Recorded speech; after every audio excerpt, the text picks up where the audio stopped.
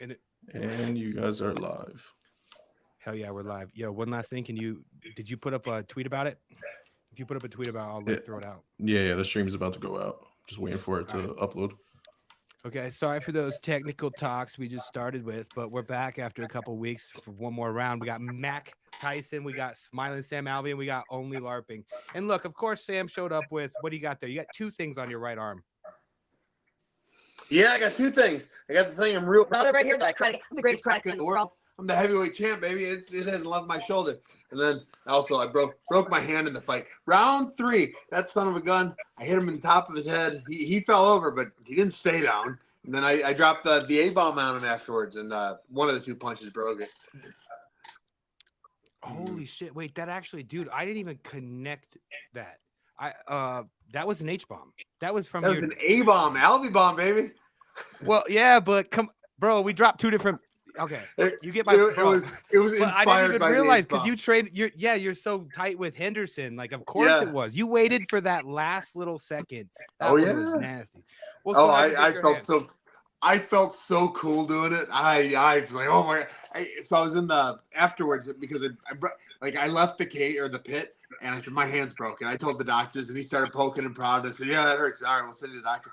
I was in that doctor's office for like 9 hours. I was talking to you because I was trying to get those gloves from you. Yeah. I was in that doctor's office. That cool dare joke, screaming. Yeah. Yeah. But yeah, I broke my hand. It was a magical night. Yeah, now I remember that 100%. I checked my phone. It was like it was like 5 a.m. I texted you back. Yeah, it was dude, 5 or something like that. I got these gloves. I had to Uber back to the hotel. Yeah, it was funny. Ross, he went there too because he thinks I broke a rib in his knee. Was in a bunch of pain. He got there like 15 minutes before me, and he left like 6 hours before or before me. It's like, oh man. I got there, and then it was a Friday night in Las Vegas, and apparently it was a typical Friday night in Las Vegas. I just got there too late, so the guys that were missing limbs got put ahead of me. Oh yeah, because he probably went medicals before you because you had. Yeah, he got there just real quick. I kind of took a little victory lap and took some photos and enjoyed the moment, and then got there. Well, I got plenty of questions to ask you, but Mac Tyson and Only LARPing, if you guys want to chime in, see what's up. Well, go for it. Just to start, I want to just highlight this underappreciated moment. Sam Alvey's walkout, a nice little nod to the King, Elvis Presley. Oh, thank you very much. Thank you. And perfect person to do it because he lives in Tennessee now. It was in Vegas, and he's representing Kempo, which was Elvis's main karate style. Yeah. Oh yeah. No, it was well thought out by me. Or well stumbled into. Is that why I have a Roots of Fight like Elvis Presley hoodie, and it's got like Japanese on it and like a karate guy, and I never understood the connection. I was like, oh, this is perfect. Like, yeah. Have you guys seen that? It's Elvis did karate. Oh yeah. Yeah. All his karate sounds. Quick little fun fact: if it weren't for Elvis, Wonder Boy might not have been a UFC fighter because Wonder Boy's dad started karate because he was an Elvis Presley fan and knew that Elvis did karate. So he learned Kempo because Elvis did Kempo. I thought you were going to say Wonder Boy Thompson might not be a person, might not be around. He wouldn't exist. He'd be not real. If Elvis wasn't around. I had no idea about that. Sorry. I want to show you guys that hoodie now. It's pretty dope. Anyway, Mac Tyson, I think you were saying. Yeah, just it's a very underappreciated aspect of Elvis, but Elvis was actually one of the first people to really popularize karate in the United States because everybody always talked about it like as that was what helped maintain his balance when he was going through the whole craziness of like getting to a level of celebrity that no one had gotten to before in the world. He started training karate in Shotokan karate in Germany.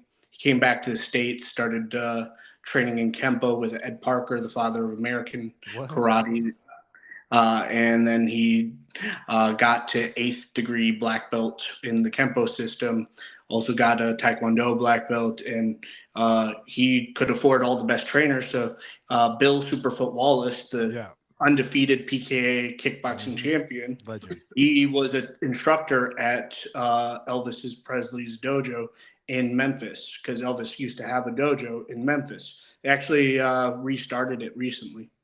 Oh, that's cool. So who do you think would have won in a fight? Elvis, the King of Rock and Roll, or Bruce Lee? I'm a big Elvis Presley fan, so I don't want to answer that, but like I will, the King all day. I'll say that Elvis was underappreciated as a martial artist because he couldn't spar like after he got his black belt, but when he was going for his black belt, Ed Parker basically gave him the toughest instructor in his system. Yeah. And that instructor said, quote, your boy ain't pretty no more, but he's a black belt. That's a crazy bit of history I didn't know. I'll take Bruce Lee, though, for sure, depending on how fucked up Elvis was. Drunken boxing, baby. Hey, man, there's a fucking hot zone there where it's like 5 to 6 deep, man. I'm like Cody Garbrandt versus Dominic Cruz, but then. So when I first started fighting, I didn't know about the MMA world. I started with Kempo, but I never fought or did anything like that. And my favorite Jackie Chan movie of all time is Drunken Master. It is, I mean, if you haven't seen it, it is the best movie. It's better than Rumble in the Bronx. So before everything, I used to take a shot. But I didn't know anything about drinking either. So it was always like Southern Comfort or some garbage like that. Evan Williams. And I'll bet you 6 or 7 fights professionally. I used to take a shot beforehand. And I really don't, I mean, I don't drink, but I used to do that and it would burn. And I was like, that's what it's supposed to feel. It worked for Jackie Chan, so it'll work for me. Yeah, dude, I feel like there was someone recently told me they used to drink before the fights too. It could have been you because we talk, but I feel like someone else said they did that. Ooh. Yeah, I never got a buzz. What's that? 100% how common is it? Yeah, I would. That would be my thing. I'd be like, let me drink 2 beers before I go. I wouldn't. It's got to be tough. Especially, I mean, when I started fighting, there were no commissions. I mean, very few commissions. So you could do whatever you wanted. I remember I used to take not energy drinks, but like pre-workout stuff, Superman juice before fights. My only time I've ever puked was my 4th professional fight. It's the first professional fight I lost. I took no explode. It was blue. I remember it was blue. And I drank it, had a hell of a fight, came out the wrong end of a decision, went backstage and puked all of it back up. It all came out. Dude. and then I graduated college the next day. I walked the stage. I was eyes swollen shut, cuts over my face, and I was so disappointed. Not a person asked me what happened. Nobody. They just all awkwardly looked away from me. It's like, oh, I wanted to tell everyone what I did. Not a person asked. I also threw up the night before I graduated. Oh, yeah. I threw up the night I was supposed to graduate. We're different. I was a good duck in high school. I was a good guy in high school. I didn't start my drinking until university. I wasn't in high school. I was in college. I wasn't. Oh, you were talking about college graduation. I was in college. Yeah, I thought you were talking about high school graduation. No. I was a good duck too. I was boring. I was a band nerd. I played trumpet for 20-something years. Bro, you want to hear something fucked up about me? I don't advertise it. I play the trombone. Oh, you're a boner, huh?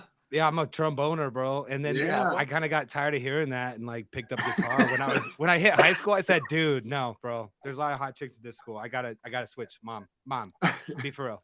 Do you have one at the house? Do I have a trombone? Yeah. No, I threw that fucking shit out, bro. I have like 8 guitars though. This was actually my first guitar ever, dude. Fender doesn't make a lot of acoustics. Anyway, that's like 30 years old. Cool. Yeah, so me and Sam. In middle school, I tried joining the band, but wasn't too. You weren't cool enough for the band. No. The issue was that like they were looking for actual musicians back like in middle school, they're trying to put together Motley Crue, like bro. Yeah, but I was a pianist, So like, Oh. there's no piano in a marching band, and I didn't know it You was a said it marching wrong. band. It's a penis. Bro, On my right, I've got a trombone. On my left, You're right. I've got a penis. dude, I swear to God, Sam hits me with jokes like that every time I text him. Every time I text him, he's got some type of dick joke ready to go. It's fucking amazing. How I've good are been you at blessed. piano? How good are you at piano? I can read music. I can hold my own. I wouldn't say like I'm an expert, but like That pretty means good. he's an expert. Yeah, That means he would play us under the table. It means he either can't play at all or he can play really good. There's always it's one of the extremes. When somebody I go to a gym who doesn't know who I am, they say, "Are you any good?" I say, "I've done it once or twice." That's kind of the answer I give to anyone that I've done it. I've dabbled. See, and then you tell me that, and then I dabble, and then I go somewhere and I do your strategy to look tough, and then I get in trouble. See, man. See, this is what we said before we even started this shit. We were like, we don't really have a running show because it's been like a month since we've done this because we all got back from Vegas. You know, there were injuries. There were a lot of people that got sick and stuff. You know, just everyone recuperating. Then we hit the holidays, the New Year. We haven't done a show, and then we come back. We didn't really have a plan. We were like, get Sam on here. Here's Sam, and now we're talking about band. We've gone through Elvis. Right. We're So other it. people got. I got so sick the morning of the fight, December 15th. I woke up. What? I was. Oh my God! Everyone was getting sick. I haven't stopped coughing since then. Like it's like getting concerning. Like I have this big like cancer patient kind of cough going on. Dude. And it started that day. I was in the hospital that night. I said, "Hey, I think I have pneumonia." They're gonna pay for it. So I said, "Can you check my chest?" So they X-rayed. No, you don't have pneumonia. You're just sick, you baby. But Ross was telling me the same thing. He said, "Yeah, I woke up and I was just coughing." And he and I stayed in contact the next couple of days, seeing who was sicker. And it might have been a tie. We were both. I mean, we didn't leave our bed. I think he stuck around Las Vegas an extra day so to fly home safer. Dude, everyone was getting sick. Like a couple people got sick and started feeling ill and then worked only from their rooms and shit. Yeah. But then like, no, dude, then over the weekend and then after the fight card, everyone was like tapping out. Everyone was getting sick. I never get sick and I started to kind of get sick. Yeah, man, it wiped me out for a week and I've been coughing ever since. I started getting sick on event day, and then I flew Sunday, and I missed my flight that day, and they didn't have another flight until the next day. So I spent a whole day at an airport sick, and it's the worst miserable experience. I never want to go. Man, that sounds. I walk out. No, bro, I take that day off. This is where I live now. I'm out, bro. Fuck all that. Wait, but then like no one did any of you test for COVID because no one. Ross tested and he came up negative. Yeah, so that's what Darren. That's what everyone. So no one got COVID. It was just like some other shit. Hey, and then right when the COVID actually broke out, I was in Vegas too. Yeah, only LARPing. Did you get sick, or were you the lucky duck that didn't get sick? Too. I mean, it's really not shocking given the festivities that were going on. Yeah, that's fucking well. Hopefully we all get better. At least it's not COVID. Okay, so we've covered COVID, Elvis. What else have we? Some people were wondering about like how much weight was Alvey actually on the day of the fight. Yeah. 232.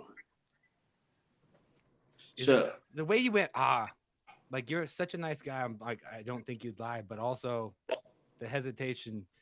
You can play those cards close to your chest, but you could tell you're definitely stronger. I was bigger. I felt it. The first clinch, it's like, okay, he's only 200 pounds.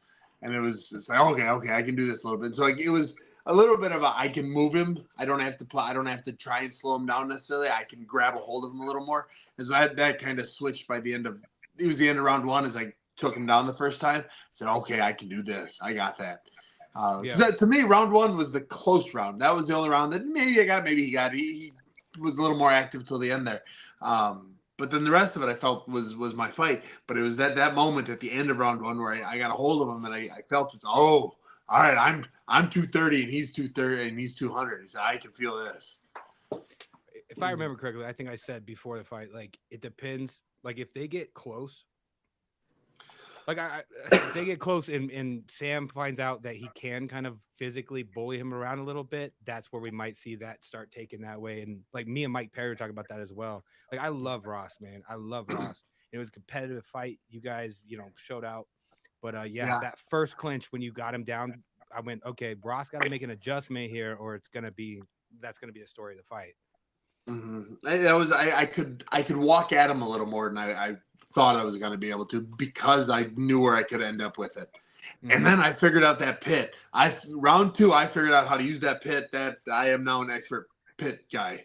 I figured it. It is so much fun. I love that pit so much. Can you give us insight on what you mean? What do you mean? Or do you not want to divulge those secrets? Nah, because I don't think anyone will be able to stop it. So you get to the pit, everyone tries to fall to the ground. You can't let them fall to the ground. You get them caught on your knee. You dictate which direction they fall. So you can take that second of grabbing them and try and make them fall to the knee that I've got pinned up there. Then they're stuck there. You can't punch while you're leaning backwards at 45 degrees. On a cage wall, you can strike. I mean, you can do that clinch work boxing.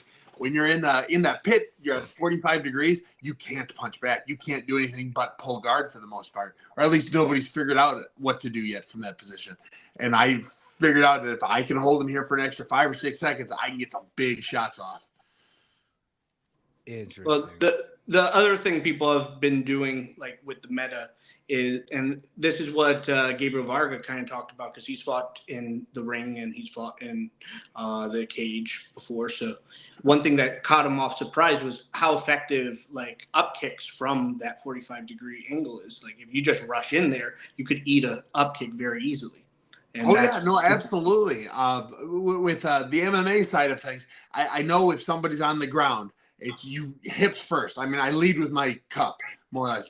One, I know they can't hit you in the cup, so you can lead with it all you want. That's why they always go like that when they go in. Yes, as soon as the other guy's on the ground, it's the wiener goes forward, head goes back, because they're looking for the face. The pit. You have to be a little more careful, because they might be able to get that foot a little higher. But the same idea goes: either close the distance immediately, or you got to lead with the cup.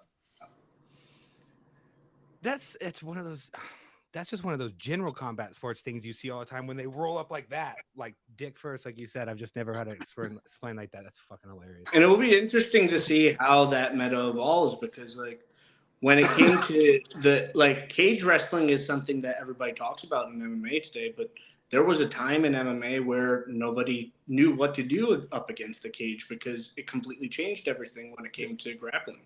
You know, to be completely honest, I still think most people don't know what to do up against that cage. They shoot blindly, they clinch and hug, or they get beat up. It's been so I've for now 10 years been teaching a class called Cage Tactics. I teach it 3 times a week, and I have always done it with best of the worst, and it's what to do on the cage. The cage I don't think there's a person better than me on the cage. In the UFC, I have the 5th highest takedown defense rating of any fighter of any weight class of all time. And it is because of that cage.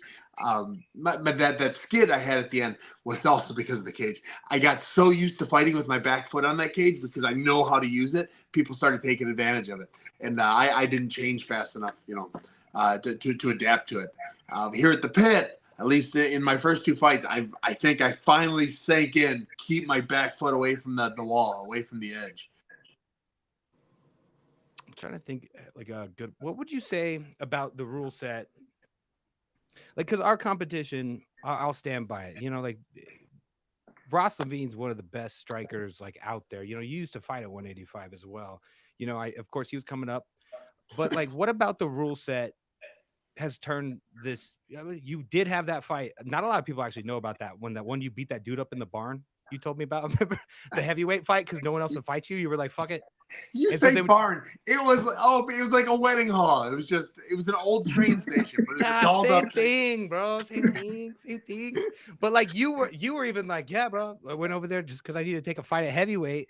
What do you think it is about the karate combat rules that just seem to you're figuring out, or like tailors to your style? Like what is it about you're taking advantage of, or just why does it work for you? it's like a cheat code for me, this karate combat. I think I figured it out, and we'll find out. I've only had 2 fights with the organization, but I am the champion after all, so maybe there's something to it. It's I don't have to worry about the wrestling anymore. If I get taken down, I can get the sweep, get back up. I can change what I'm doing up, but without I've been telling everyone, I've done so many interviews since becoming champ. Everyone wants a piece of the champ. I've been saying that I love wrestling. I like jujitsu, but even the best jujitsu guys in the world, when in an MMA fight, it hits the ground, that's the boring part of any fight. It's the part everyone's like, all right, whatever happens. Sometimes you'll see something awesome happen, but more times than not, you don't. Either the guy gets back up or he gets held down, and that's kind of what happens with it. Karate combat, you don't have that. I love the 5-second rule. I know they're talking about changing it to where as long as you're hitting them. We'll get into that next. I wanted to ask you about that. Hell yeah. I'll see. I love the not letting it stay on the ground for so long. I think that the brutality of being able to hit a guy until the fight's over is great. And I like his idea of the particularly karate, who doesn't do much on the ground, has to adapt, has to come up with how do you get off the ground or how do you change position. And I understand that. And that makes a ton of sense too. That there alone kind of makes me think, all right, maybe I'm wrong, but for the excitement and the speed of the sport, I love the 5 seconds of ground and pound, 5 seconds of, and everybody that's been DMing me afterwards, they all loved it. And it might have been that I threw the H-bomb at the end of that round, like the last second. People just clung on to, you just waited through. That was my angle I got. I was like, Jesus Christ, Sam. They loved that. It was how fast it was. So we'll see if it changes anything, if it drastically changes the sport, that you get hit until they stand you up, or until I stop hitting. But I really do like how fast the sport is because of the quick stand-ups. Okay, first of all, that was incredible. That was a deep cough, and you immediately rebounded. That was, but yeah, so I was saying, like, dude, damn, that was recovery if I've ever seen one. But okay, all right. So that new rule, you are or kind of not against it, or do you not fully understand what? Because there is some confusion about kind of exactly what President Awesome means. Yeah, like, from my understanding is I can hit him until I either stop hitting him or I fall to the ground, or he gets a hold of me and I'm, my knees hit the ground. Yeah. That's how I understand it. So which means, like with Ross, I was teeing off, a couple times. Where I punch, 5 seconds up, they stand it back up. I could have kept punching more. With the new rule, I would have been able to keep punching. But what you just brought up a good point where now I'm thinking of kind of like an asterisk thing, like with that. Because yeah, you're right. Like the idea is when you drop somebody, there's no like second count anymore. You just got to immediately get active. You got to be actively pursuing a finish. Like so, and that means not like a couple shots here. Like you're flurrying for a finish. Yeah. But then that ruins it for like that epic, A-bomb that you talked about. Because how long do you have to initiate that? And I'm not saying the rule shouldn't happen, but like how do you incorporate that then, because that was fair. So how long do you have before you have to initiate? Because you waited till they went one and then you dropped it. Like you said, people were saying it was so quick you came up with it. Like, so how long do you have to then go initiate? That's a good question. I don't know. They haven't told me yet. I'm not even sure that it is the official rule yet. I've talked about, I don't think, has that been brought up, Mac? No, actually, no, that is something that like even I'm wondering like how it would be, because like if you don't want to incorporate timers at all, if you like a time, then it leaves a lot of subjective calls to the ref on how long you have to initiate that first strike. Because once you already have started striking, then it's basically you're trying to finish the fight. As soon as you stop striking, then you guys are stood up. And one thing I've advocated very heavily for is with the writing of it is not just also that you have to be striking, but it has to be actual finishing strikes. Yeah. Like, it's not like Ben Askren style. Fucking Brock Lesnar. Like that looks wrong. That looked wrong. Yeah. But that's how he punched, bro. Like, remember how he? No, I can't do it. I can't do it without not looking weird, bro. You know his little rabbit punches. He go like that. Oh yeah, I'm gonna beat you, bro. Oh. Wait, Yeah, do it again. A little faster this time. Faster. I gotta switch hands. Yeah, remember how he beat people up like that when he dropped them, bro? Can't be that. Can't be that. Yeah. Well, the dude's got a hand that's like 3 times the size of mine.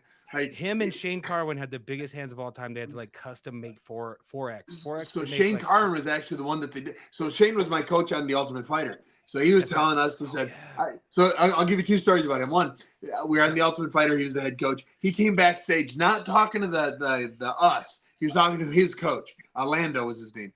And he said, hey, coach, we got to talk about the UFC. They got to get bigger weights. And Lando said, dude, we're only here for 6 weeks. We don't need to get. So like, no. My hands don't fit in between the plates. He said, oh.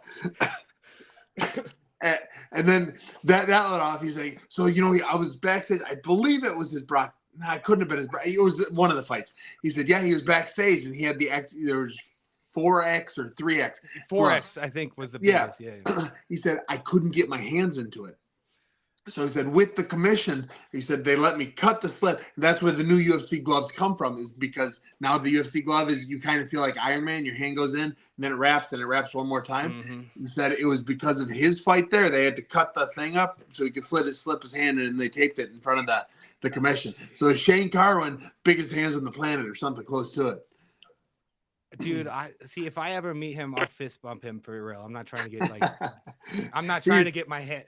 I'm not doing that. I'm not doing that to myself. All right. Okay. So we knew this would happen. We've covered a lot of fucking shit. Real quick, only LARPing, you've been quiet. I want to keep you awake. And I know we've kind of been talking about, let's get into some of your area. Sam, have you heard about this thing we're doing at the end of the month? I saw a couple of Instagrams that said President Awesome's mom's house or something. That's right. Yeah, that's a pretty good segue into it. Yeah. Hey, I'm going to grab 2 beers. I can still hear you, but only LARPing. Give us some details on what's going on with that, because some people on Twitter are kind of seeing this. We're on Instagram. It's maybe a little bit more obvious because you can go look at President Awesome's profile, but he doesn't have a Twitter. So if you want to give us some background and like what we're doing with this and, what the fuck this shit is, let us know. Yeah, so I mean, we're always experimenting, always looking for new formats. Last year we did the Kumite, a lot of Mac Tyson's efforts there, and he can correct me where I'm wrong here, but it was non-live, it was amateur fighters, and we shot 4 episodes in one day, a day after I think KC40 in Miami. And it went quite well. We got a bunch of fighters. The fighters have almost all been winning in karate combat. This year, to kick the year off, we're doing something similar but different. So still maybe not a contender event or a qualifier event, but 8 fights, guys looking to get in the league. They're pros, and we're doing it live. So, not a numbered show, lower production value, but we're still super excited about the format.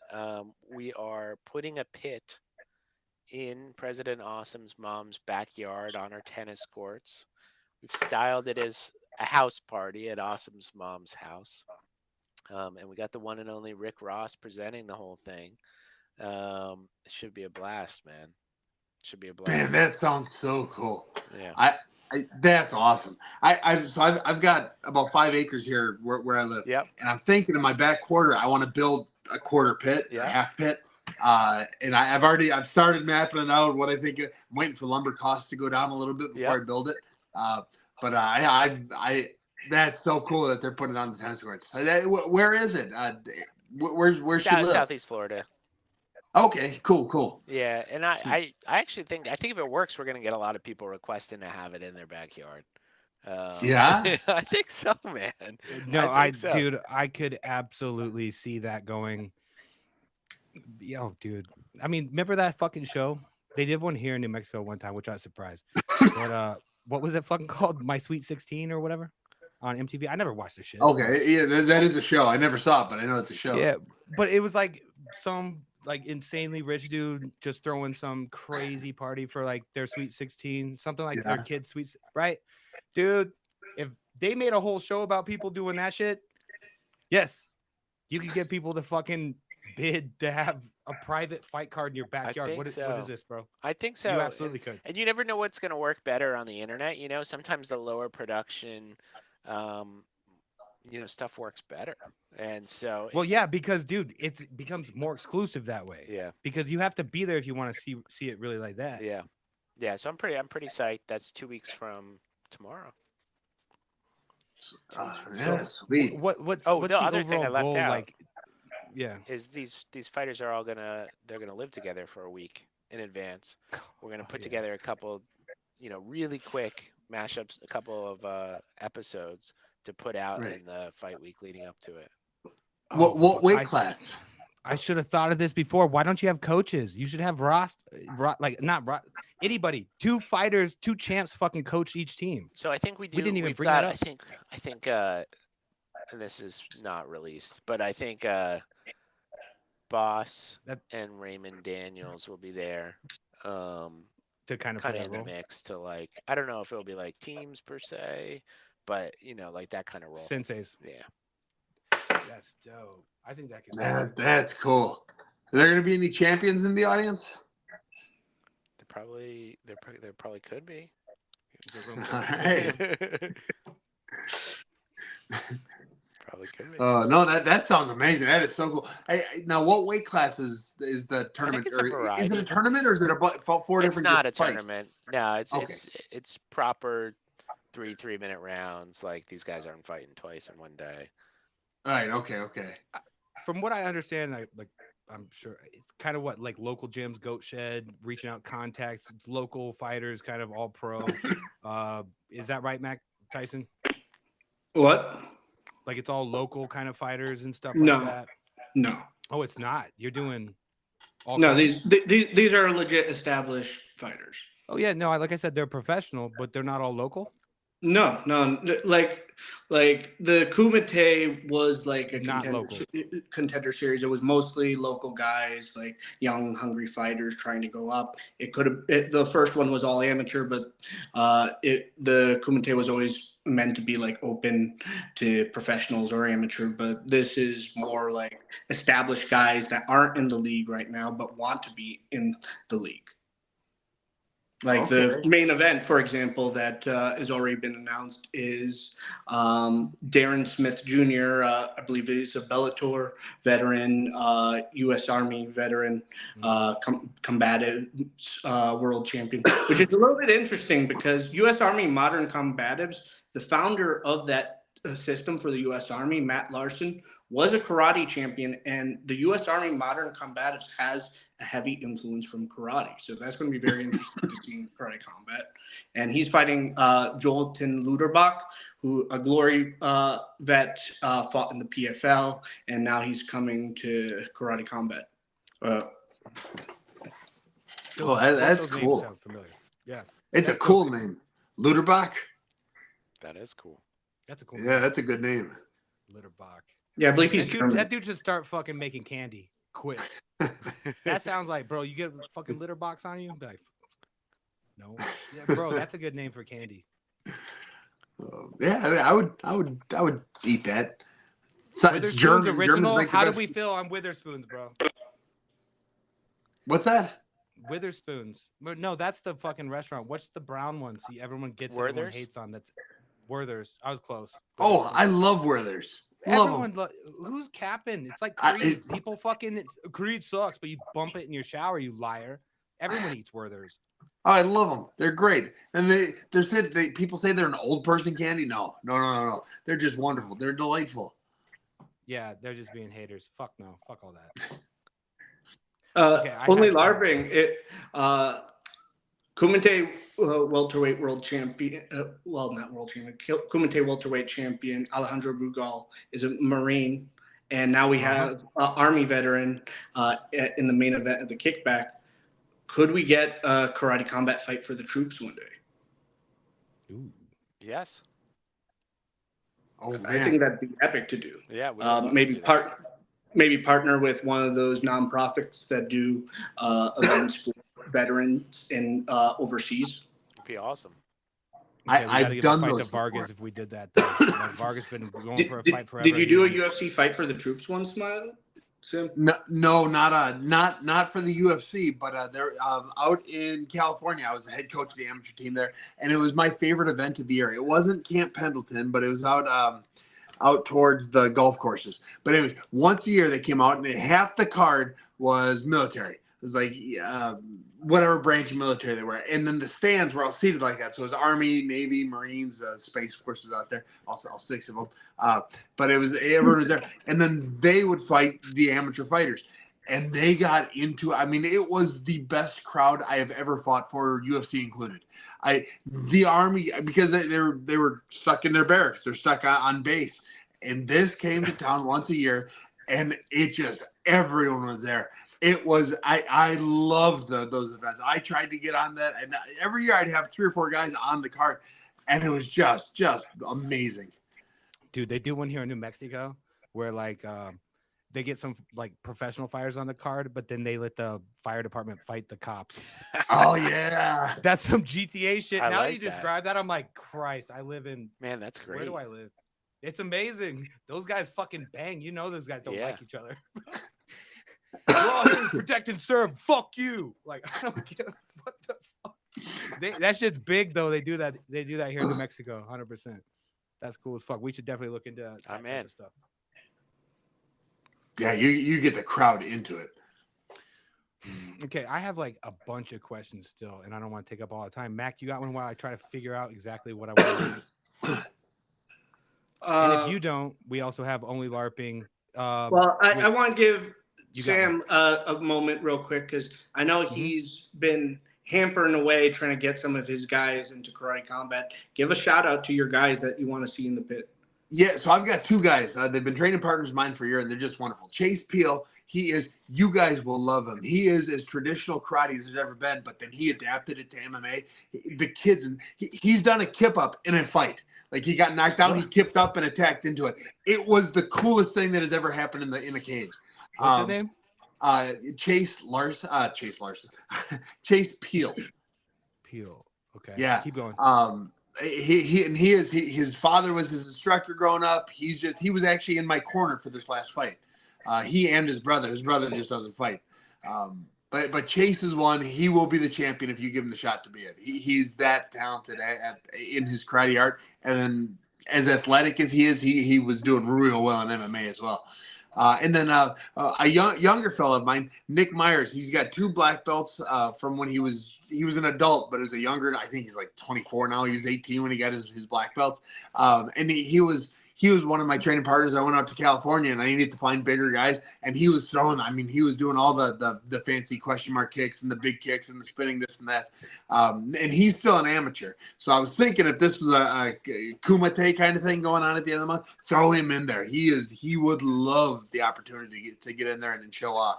Because he's very talented. He's got the 2 black belts in striking, and he's getting close to his black belt in jiu-jitsu as well. Not that would help in karate combat, but he's very, very good martial artist. Those 2 guys, I mean, they're just, I think the world of both of them. They have helped me out for years now. Actually, Bruno Souza actually is a big advocate for like the karatekas and karate combat to cross train in jiu-jitsu. Like you don't need to train it extensively for karate combat's rule set, but knowing how to scramble, knowing how to do submission setups, because you can't do submissions, but some things that people that have that jiu-jitsu background have been doing in karate combat is they won't lock in a submission, but they'll do the setups. They'll chase maneuver even if they have to, just to help control the opponent and defend against that ground. They'll go for an ankle lock and be like, "Oh, sorry, I didn't know I could do that. All right, get back up. All right, word, sorry." You get a warning. Well, if the rules change to where I'm allowed to hit until stop hitting, jiu-jitsu is or basic wrestling, but jiu-jitsu primarily it's gonna have to be picked up. You're gonna have to learn the sweeps from your back. You're gonna have to learn how to hide next guard. You're gonna have to learn how not to get hit and get it stood back up. And just a little bit of jiu-jitsu training will be able to help with that a great deal, and it'll help make the ground and pound. It won't be an issue anymore. You know, we're talking about what the rules will actually be once they figure out the basic little things off their back like that, how to get back up or how to stop getting hit. It will change the game. Even just close guard under the current rule set. Yeah. Just if you can close their posture down to fucking close guard, you're good. You know, they posture up, you can isolate an arm, flip them around, anything. Yeah, BJJ would be the obvious step for karate fighters. Well, Wrestling, actually, you I've go on I've always said that, like, for karatekas, that, like, if you have that available to you, because finding it is the hard part, is like a holistic judo dojo, or like if you know an MMA fighter that that has a solid judo background, because karate and judo share so many throws. So you're learning how to do, you're making your takedowns better while still learning that, like, newaza, that ground fighting aspect, but you don't need in-depth study of it. Like, eventually with karate combat, how it's going to evolve is eventually there's going to be dojos that are just dedicated to this rule set, and those fighters are going to have a huge advantage over the ones that are training at MMA gyms, because if you're training jiu-jitsu 3-5 times a week, you don't need that extensive training for this rule set.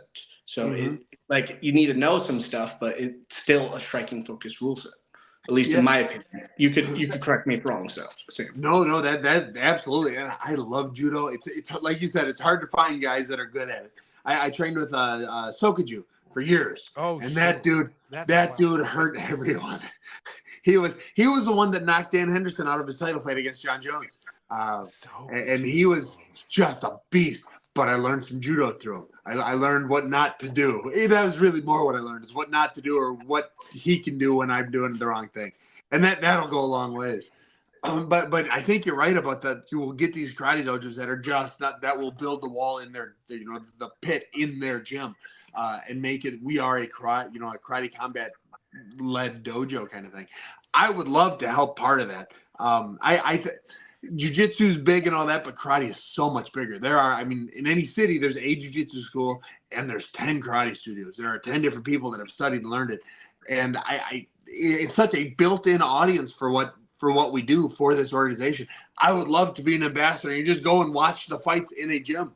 I had an idea. I thought it was a brilliant idea. Just message it out there on social media. Hey, the best gym photo during a karate combat night gets 10 free tickets, or 3 free tickets to the next karate combat event, something like that. Just to have every karate dojo taking photos during a karate combat thing, or maybe not every karate combat, but more of them, and just start spreading it by word of mouth that way. Say, hey, you'll get free stuff if you take a really cool picture while watching this.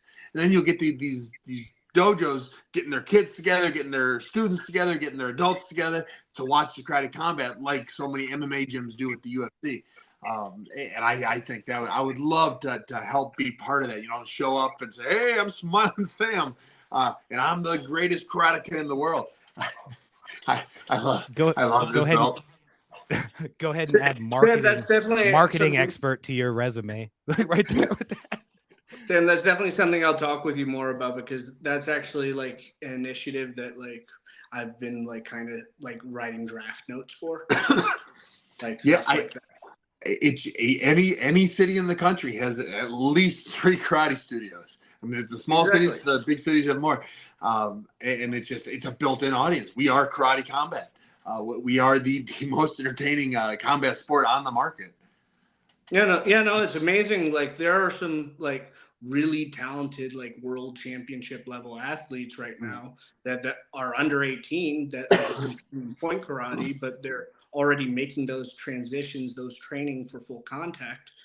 They're usually doing it like at MMA gyms because that's what's available. But if you had karate combat dojos, some of them don't even want to go to an MMA gym because they feel like they're a karateka. They want to train with a karate dojo. So like, they would train at Wonder Boy's gym, but they wouldn't train at like American Kickboxing Academy. Right.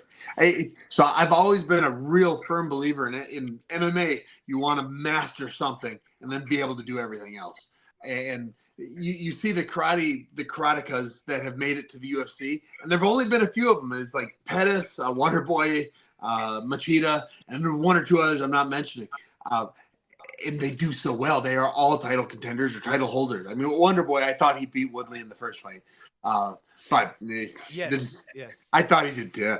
But when you get those high level karatekas competing in MMA, it's a look we MMA guys don't see very often. MMA is Muay Thai and Jiu-Jitsu and wrestling. That's what, and it's we get used to saying, well, this is how you set. And you get the karate guys who are faster. They don't need the same power or the same setup to get the power. Everything's a lot more snappy. It's a lot more, I can throw it from different angles than a Muay Thai fighter could or a boxing guy. And so as soon as they have an outlet like Karate Combat, you'll get these high-level karate guys mastering the karate and then maybe adapting, like we're saying, a little bit of jiu-jitsu for the sweeps or wrestling for the takedown defense. Dude, Raphael versus it's a perfect example. We just said his name, Raymond Daniels. Raphael versus Raymond Daniels. Dude, there's a lot of people are like, Raphael is, I mean, obviously, this is no rip at all, but it's like, you are the GOAT in the not so contact area. And then he comes into what the GOAT of like doing Bellator. Like he has one of the craziest knockouts of literally all time. He's got Bellator. like 3 of the craziest knockouts of all time. So you put those two together and then look at Raphael. He's like switched his style from like just be able, dude, bro, that fight blew my mind. Karate is effective. It just needs to be adapted to the specific rule set, Well, now that that's the area that they have the sport to do it in, to shoot for it, to try and achieve it. And it's, you can master the karate and then sprinkle in a little bit of everything else. Well, it was interesting, like you said. Sorry, Mac, real quick. I promise, quick. But like when you said earlier, dude, like you were still trying. You're like, I think I figured this shit out now. No one else figured this out. Like the pit thing. You don't hear that in like MMA, dude. You don't hear like figure out against Cage. Like, no one's inventing new shit. Over unders, Dominic Cruz, like bro, over unders, get your hooks in, fucking get out, dump it, do something, get out. But, like talking just about the sport where we're like, I think we might have figured out the new meta. That's not normal. I think that's really cool. Go ahead, Mac.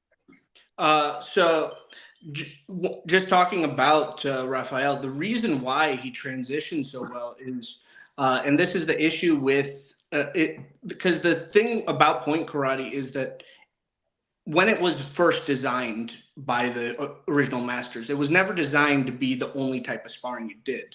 You were supposed to free spar in the dojo, and it was just like a fun game to help train one aspect of the karate.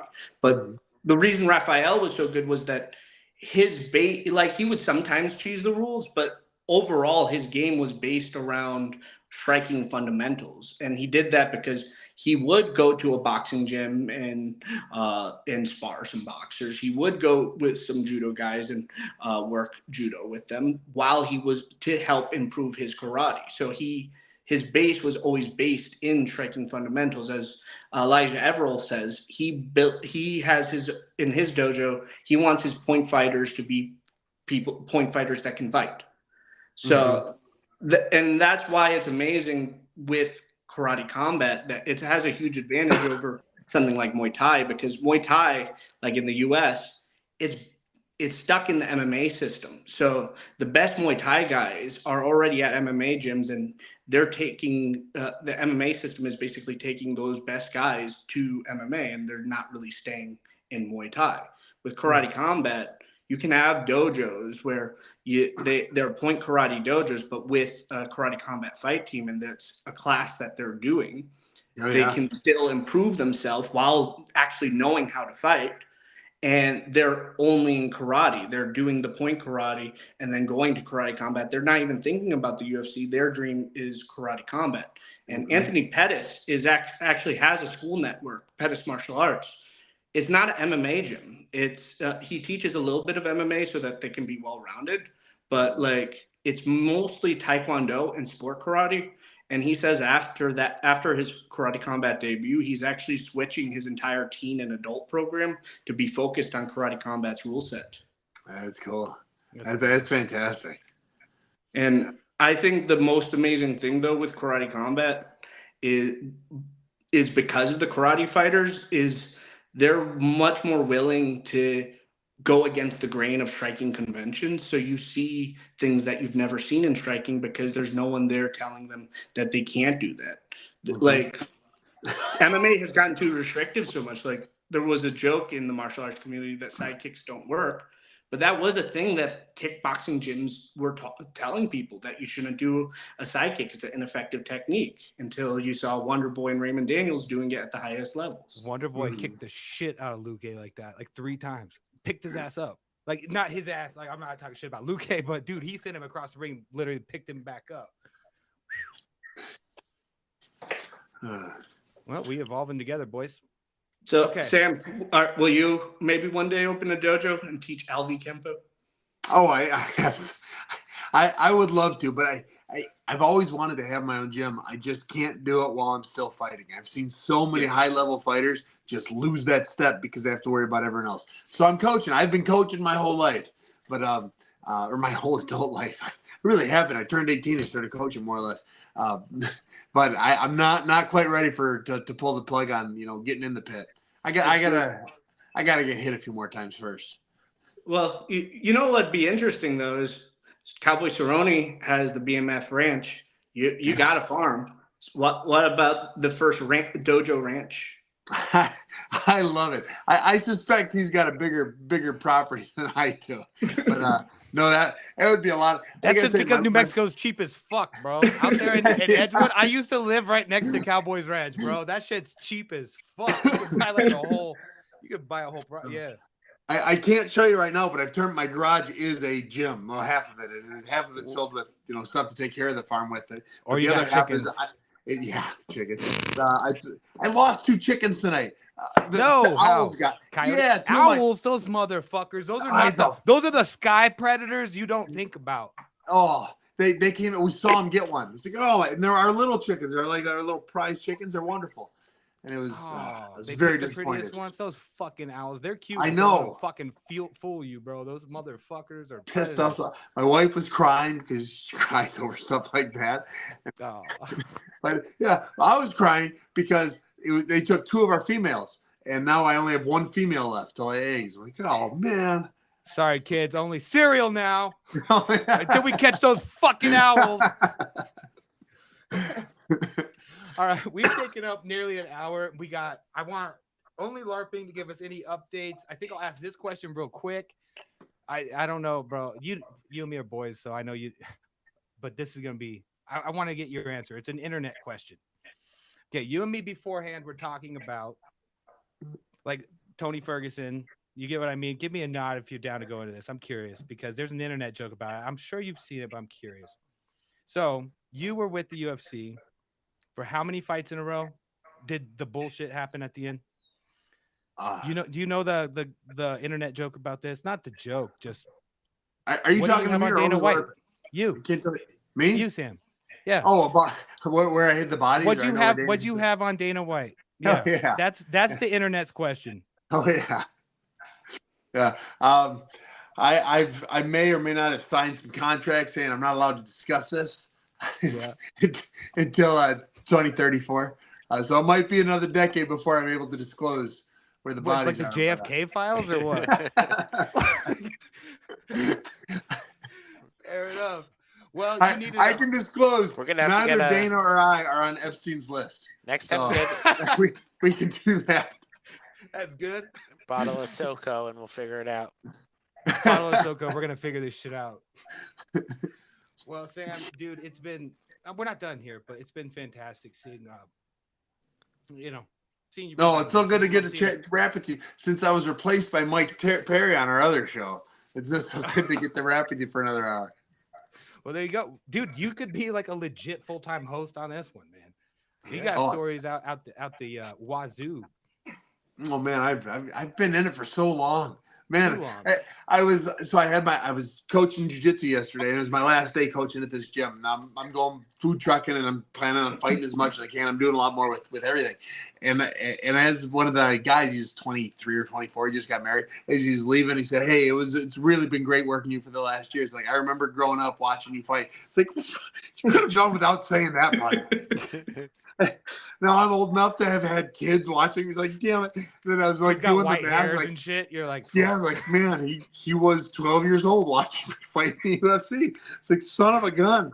Oh, bro, what a trip. You've really been around for fucking ever. For anyone listening, remind them what season of Ultimate Fighter you were on. Yeah, I was season 16. I was the Let Me Bang Bro season. Let Me Bang Bro season. Holy shit. And that is not on Pornhub, guys. That's an actual MMA joke. It might be on Pornhub too. What's the fucking joke you hit me with every time I fucking text you? I'm gonna find this. I know it. I'm not gonna Sam, tell I got a anybody question because then they're for gonna you. start using it. Okay. Yeah. Hey, he says, hey Sam, I got a question for you. My answer is about 8 inches. Yo, every fucking time. Yes. He's done it in person. Okay, that's he'll set it up from anywhere. He's like Steph Curry with the ball behind the 3-point line. It's crazy. Okay, only LARPing. You got any updates and shit with us? Web3. We got obviously this crazy house party thing coming up. Yeah. Who knows where that goes? But what you got for us, baby? No, I mean all the Web3 stuff's going great. We had 11,000 people play up on the gaming at KC43, which is pretty sweet. Damn. 2 times as many as the time before. So go download the app, get 88 free tokens so you can play at the house party. We're gonna run up on the gaming on it. Should be a blast. Also, we'll have a vote in the app, I think, very, very soon, like tomorrow, about the rule change. The guys were discussing it in the forum. It looks like it's got legs, like it's probably gonna get approved. So we could see a new rule for the event in 2 weeks. I really love that about us. You know, adjusting and letting the people decide. It's fantastic. It's just right there. I got an idea for you guys. Yeah. You know that the rule in MMA that people absolutely hate is the 12 to 6 elbows. You guys should be the first ones to allow 12 to 6 elbows. Mm-hmm. And then no other elbows. Just 12 to 6. Just the most Dude, violent one. You know the story behind that? I'm sure you do, Sam, but like the story behind the 12 to 6 elbow is purely that when like John McCarthy and them were sitting in the room negotiating essentially with the athletic commissions of Vegas, like how to get this sport approved. They're like, no, I've seen karate guys. So this circled back to karate. How do you like how I did that? Yeah. I've seen karate guys go like that on a cinder block and break that shit. You can't be doing that. What the fuck? And so then John McCarthy's sitting there like, dude, bro, like, it's not like that. Like, no. And so they let them have that, like, as a form of like, okay, look, we won't do this like the karate way. We'll do it like this. Is that okay? All right, cool. So you can't do karate elbows. You could just call them karate elbows, honestly. Oh, I like it. Has anyone ever said that? Get it? No. We gotta. No, it was karate elbows. Karate elbows is why 12 to 6 aren't legal. That's fact. That's in the Bible. That's it. That's fact. No cap. Legalize actually karate is. elbows. Karate is too dangerous for the octagon. It's official. Yeah. Oh, dude. They'll never let us right back there. in Vegas. Yeah. They're gonna change it eventually, dude. You gotta get a couple. No, because UFC's not like Karate Combat. Like they're not going to quit. It's the unified rules. It's really too established right now. True that. It would be amazing if they would follow Karate Combat's lead and open things up, because I think grounded knees makes MMA 100 times more exciting, more than the soccer kicks I can live without, but grounded knees, it makes ground fighting 100 times more entertaining. Well, the number one way it makes it more entertaining is just you can't scramble and hold on to people's legs for out of desperation anymore. Like there are so many positions that you can kind of, hide, not necessarily hide. I'm not trying to say that, but like hide in that you would get kneed. So it incentivizes standing on the feet and fighting. But we take it up an hour, boys. Only LARPing. Sam Alvey, Mac Tyson. This is a banger. In fact, Sam, anytime you want to come on, we got you. We didn't even get to all the questions we wanted to hit. Anyone got any last remarks?